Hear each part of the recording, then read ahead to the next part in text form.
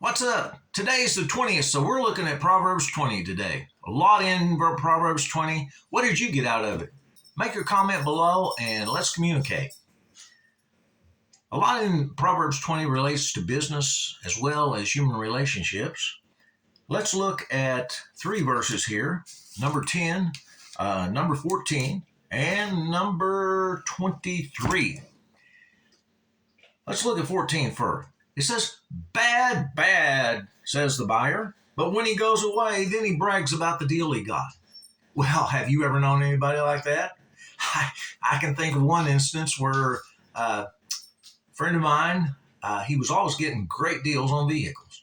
Why he would run that vehicle down that he was looking at and give all of these things that were wrong to the buyer, to the seller rather, and make a low ball offer. And oftentimes he'd win. And then, of course, he would go away bragging about what a great deal he got. And oftentimes he'd put it back up for sales, not do anything to the vehicle, and come out small, looking like a rose. So, is that honest? Don't think so. But a lot of that goes on in the world today. I've been in real estate most of my life and see a lot of that kind of thing happen. Let's look at Proverbs 10 here and Proverbs 23. They both are almost identical. 10.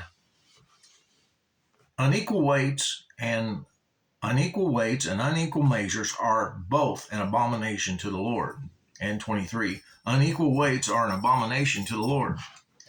What is abomination anyway? Well, I looked it up, and abomination is about the worst thing that you could be called. I mean, it entails about every negative, nasty word that you can think of. Aversion, a curse, detestable, evil, a horror, a nuisance, a plague, a shame, disgusting, offensive, a scourge, raving, terrible, infirmity, torment. Man, can you think of any word that covers that much territory? And in God's eyes, he sees this as an abomination. Well, what is an unequal weight and unequal measures? Well, it could be deception. In biblical times, of course, when somebody went to buy produce, it wasn't already packaged, so they would weigh it out according to their scales.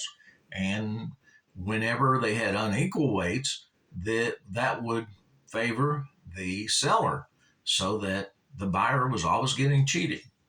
So we went through that, and but God considers that all an abomination.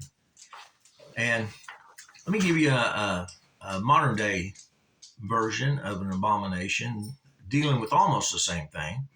And I made a comment on this recently on Facebook,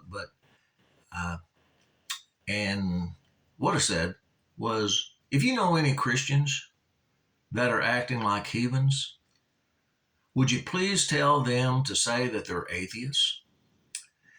These characters are keeping a lot of people from accepting Christ. As a real estate broker, I once had an agent who sold her pastor a piece of land.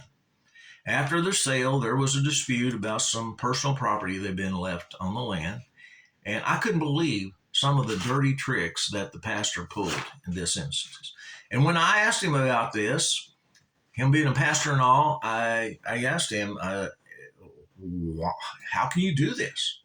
And his answer was, well, church is church and business is business. Can you believe that? I wonder how many people that pastor actually drove away from accepting Christ. Even today, I know business people who call themselves Christians, who are cheating people, who are causing all types of problems.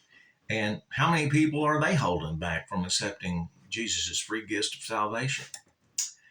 Jesus set a very high standard. I mean, no one can live up to the standard that Jesus set, that God set. I mean, in the 10 Commandments even.